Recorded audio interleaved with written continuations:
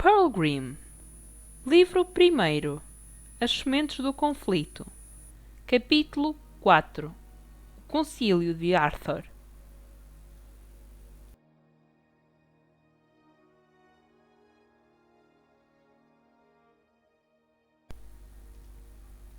Gorbach Lir, capitão da Guarda Real de Groth, conselheiro real de Arthur Schwalz o Lírico, passeava pelos corredores do castelo de Beer, dando algumas espreitadelas pelas várias janelas desprovidas de vidro que se encontravam recortadas em formas quadrangulares nas paredes. Esperava novas de um emissário mandado pelo rei a Jinglebreast, mas ele não voltara. Fora disfarçado como lenhador, um simples homem do campo, um camponês. Os Snapoá não iriam suspeitar de nada. Era mais, na verdade, um espião do que um emissário. Fora ordenado a penetrar os bosques de Jinglebreast por Arthur de forma a encontrar Jon e trazer notícias do seu filho. Gorbach fora encarregado de esperar pela chegada do suposto lenhador. Mas até agora, nada. Gorbach Lir suspirava de impaciência. Já lá iam 2 semanas. Mas até agora, nada. Tinham enviado um dos seus melhores emissários, era certo. Um homem de renome que lutara várias vezes ao lado do capitão da Guarda Real Grothiana. Mas até agora, nada. Por aquela altura, via-se já ao longe o mês de fevereiro a repousar sobre o mundo ad imaginem. O frio perdurava, mas era agora mais suave. Ao final de mais alguns dias, Arthur e Gorbach deram ao seu emissário como desaparecido.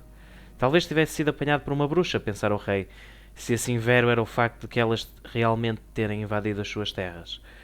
Ou o mais certo seria ele ter sido apanhado por um guardião da floresta Snapoá e ter sido degolado no silêncio vazio do bosque notívago. Mas o regente de Groth temia algo bem maior. Temia o perigo iminente que o seu país corria. Acreditara em Jon e por isso decidira, fazia agora 2 semanas, convocar algo que só se convocaria em caso raro, um concílio de guerra-paz. Apesar de qualquer rei, imperador ou líder de uma nação ter a total liberdade de criar um concílio, poucos foram os que o fizeram, tendo sido somente registado 3 na história dos 2 milénios de Pearlgrim. O primeiro fora convocado por Oura, o Sábio, um druida, rei de Groth, em meados do 1º milénio, e serviria para ditar a paz entre os humanos do Norte e o Império Amarelo. Os concílios só viriam à luz do dia alguma centena de anos após o primeiro, quando se celebrou o pacto entre os Demox e Angox, tendo este sido requerido por Luferus. E por fim, passado algum tempo após o início do 2º milénio, o pai do mal declarou guerra aos Grothianos, justificando a sua motivação de ataque pela necessidade que existia em aniquilar os humanos, seres imperfeitos de uma vez por todas. 2 para declarar a paz e 1 para começar a guerra. Um concílio tratava-se de uma reunião em que estaria presente somente um representante por nação do Mona de Imaginem, excetuando o último em que os Snapoá foram omissos, e em que era discutida a paz ou a guerra entre diferentes povoações. Arthur Schwalz, como regente de uma dessas nações, tinha todo o direito de convocar uma reunião geral e julgava que era caso para tal, uma vez que a paz estava declarada entre Groth e Maldar, mas parecia que as bruxas da Ilha Maldita teimavam em aparecer nas suas sacras montanhas níveas. Sendo assim, o rei grothiano juntou-se numa tarde fria de janeiro com o seu conselheiro, Gorbach, para decidir o que fazer. "Eu quero que os emissários cheguem rápido a Beer", informou o titular régio, recostando-se no seu trono pétreo, cofiando a barba enquanto Gorbach anotava as suas ordens numa generosamente grande folha de pergaminho. "Para isso, comecemos por ver quem está perto do nosso território. Os teus homens declararão paz com os Demox por um mês. Enviá-los-eis para as montanhas do Desvario, onde deverão convidar um alto mandatário de Hellar para participar no concílio, representando assim os filhos do mal. Conheces algum que por lá ande?" "Pessoalmente não", confessou o capitão da Guarda Real Grothiana com uma voz pesada. "Sei tanto como Sua Majestade sobre a lenda de Brechan." "Ah, o chefe dos piratas!" zoou Arthur, soltando uma pequena risada. "Dizem que ele lidera uma pequena cidadela mais a norte", prosseguiu Gorbach, após um cordial sorriso. "Arduil é o seu nome. Ele e os seus contrabandistas pilham os nossos barcos no mar, mas frequentemente o capitão Democ encontra-se em terra. Podemos convidá-lo." "Bah!" fez o rei de uma forma áspera. "A Casa Real de Schwalz nunca negociaria com gente tão baixa como esses nojentos corsários." "Sendo assim, Minha Alteza", tentou rapidamente Gorbach encontrar uma solução, "podemos convidar o líder das tropas que estão a tentar invadir a Grande Muralha na fronteira. O seu nome é Ledger, um temível guerreiro Democ. Faz parte da Cruz de Luferus." Arthur cofiou a barba. um dos 4 grandes. Seria interessante tê-lo presente. Muito bem, falarás com Ledger. Agora, vamos ao Schnappau. As criaturas de Jinglebrecht são frequentemente representadas pelo segundo na linha de regência, Jared, irmão da própria Morana, informou Gorbach de uma forma ardilosa. Seria a melhor opção, Sua Alteza. Depois de Arthur Schwaltz coçar o queixo pensativamente, colocou uma madeixa de cabelo para trás da orelha e falou na sua voz rouca. Sabes bem, tal como eu, Gorbach, que juntar-se na Bois com Demok na mesma mesa é como 2 ursos comungarem a mesma presa. Mas seria desleal não termos uma representante das cobras de Forlar na nossa sala de concílio. Por isso, Jared será convocado. Receio que terá chegado agora a altura, meu rei, introduziu cortesmente o conselheiro real, de decidir quem convocaremos por parte do infame Império Púrpura. Arthur revirou os olhos e acabou por falar num tom jocoso. A sua carência de organização e poder central dificulta-nos deveras a vida nestes assuntos, meu leal Gorbach. Ser-nos-á árduo vasculhar por um representante no meio de tanta tribo. É como achar uma agulha num palheiro. Se me permitis a minha sugestão, meu rei, afirmou Gorbach, repleto de floreados verbais, conheço eu pessoalmente um dos líderes dessas tribos. De veras? Questionou Arthur curioso. E quem é esse líder? O seu nome é Horan, informou o conselheiro real, chefe da tribo de Ramses e talvez um dos mais implacáveis governantes tribais dos Purpúreos. Ele será alguém com um sangue frio suficiente para tratar dos assuntos deste concílio, Sua Majestade. Interessante. Um purpúreo é sempre um purpúreo, mas lá terá que ser. Bem, mas por fim falaremos dos nossos sacos irmãos que tanto amo. Os Angoks serão claramente representados por Gabriela? A simples menção ao nome da filha do bem fez com que os olhos de Arthur brilhassem e uma áurea de alegria lhe pairasse sobre o coração. Gabriela, murmurou solenemente. Sim, uma dos 3 capitães do próprio Godrel, meu senhor. Por tradição, é aquela que trata dos assuntos além fronteiras de Ivar. Corresponderá como emissária na sua corte, meu rei. Arthur parecera acordar de um sonho quando falou com a voz áspera do Sr. Régio. Muito bem, assim o é. Ledger dos Demoks, Jared dos Schnappau, Horan do Império Púrpura e Gabriela dos Angoks. Que todos eles venham. O tempo urge. Em pouco tempo o grande dia chegara. Os inúmeros quartos de hóspedes vagos da enorme fortaleza de Beer tinham sido decorados, as lareiras tinham sido acesas e as camas feitas de lavado. Era necessário criar boas fontes de calor dentro do gelado castelo, pois os convidados do rei não estariam certamente habituados ao frio agudo de Groth. Arthur e Gorbach estavam sentados na sala do trono. O rei, na sua enorme cadeira de granito, e o conselheiro num banco de madeira ao seu lado. Os membros da Guarda Régia das Terras Níveas encontravam-se impecavelmente apresentáveis, revestidos pelas suas célebres armaduras prateadas e segurando vários estandartes de Groth com as suas mãos. Os soldados distribuíam-se em 2 filas, uma em cada lado da sala, que era perpendicular ao trono.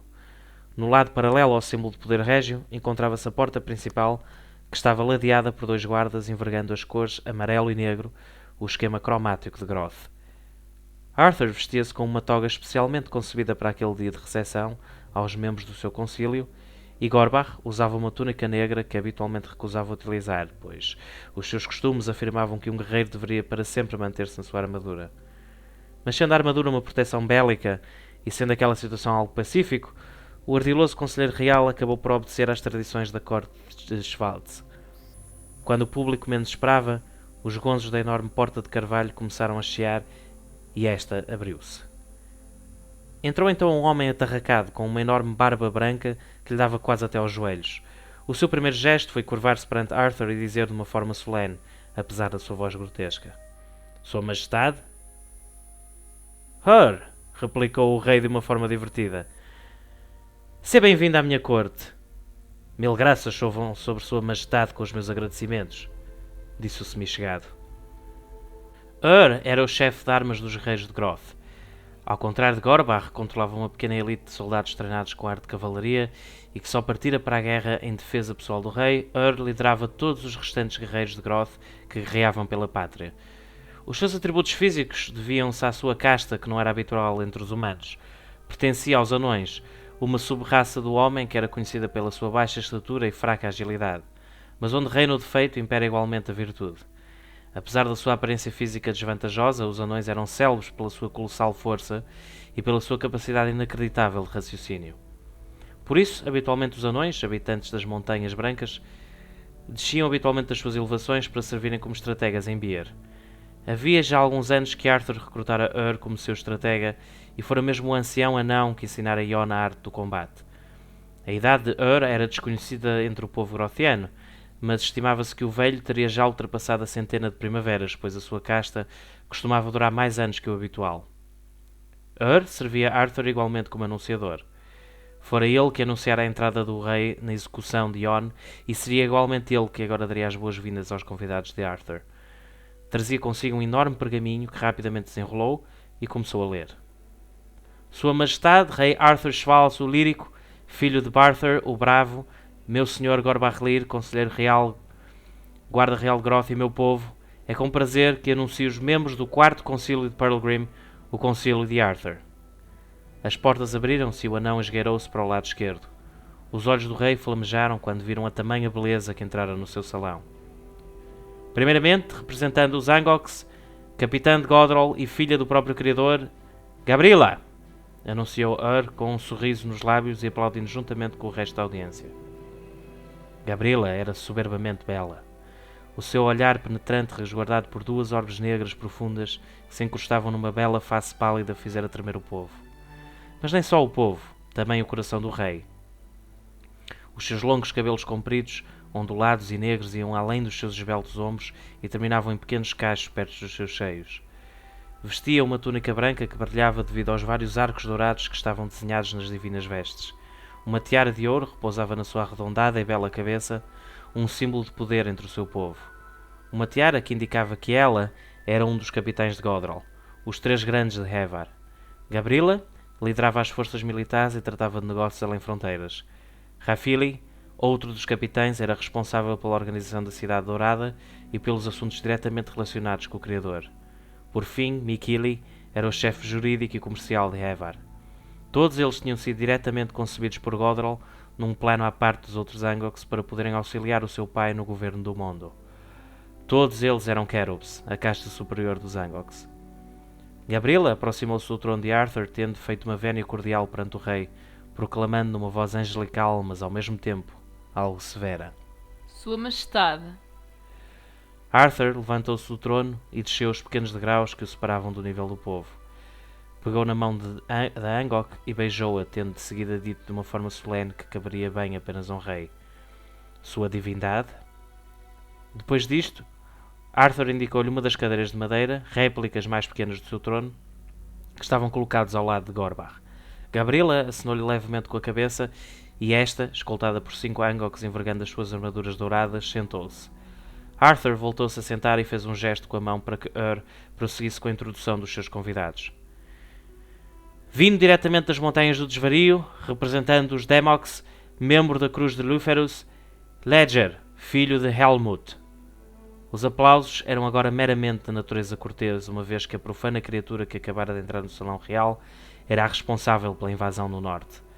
Ledger era um puro Demok.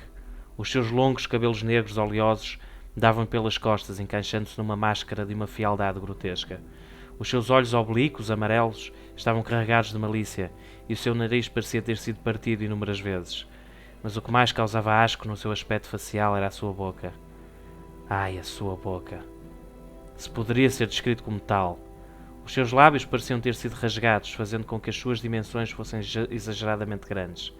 A sua cavidade bucal estendia-se de orelha a orelha e os seus dentes afiados eram visíveis nas partes laterais do seu esguio rosto, mesmo se ele mantesse os lábios fechados. As suas vestes eram igualmente carregadas de ódio e impiedade. O negro manifestava-se pelos seus trajes com a mesma abundância do negrume do seu coração. Uma enorme capa preta cobria-lhe a parte de trás do seu corpo musculoso e umas enormes botas de ferro ressoavam no chão de granito. Uma falsa vénia foi feita a Arthur e este dispensou com a mão.